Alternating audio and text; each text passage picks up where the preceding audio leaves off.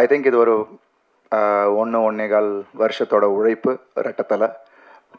Really happy. இந்த ஒரு டீமோட ஒர்க் பண்ணதில் எனக்கு ரொம்ப ரொம்ப சந்தோஷம். வணங்கானுக்கு அப்புறம் ஒரு கம்ப்ளீட்டாக ஒரு வேரியட் ஸ்கிரிப்ட் வேறு மாதிரியான ஒன்று பண்ணணும் அப்படின்னு நினச்சிட்டு இருந்தேன். அப்போ தான் திரு சார் இந்த கதையை எடுத்துகிட்டு வந்தார், ரெட்டத்தலை கதையை.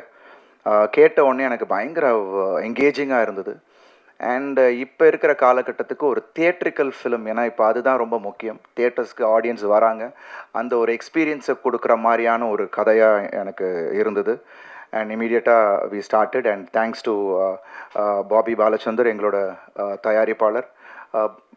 எல்லோரும் சொன்ன மாதிரி ஒரு பேஷனட் ப்ரொடியூசர்ஸ் இப்போ நம்ம கூட இருக்கிறாங்க அப்படின்னும் போது ரொம்ப சந்தோஷமாக இருக்குது. அது பாபி சார் அந்த ஒரு ரகத்தை சேர்ந்தவர் தான். Is very passionate about cinema.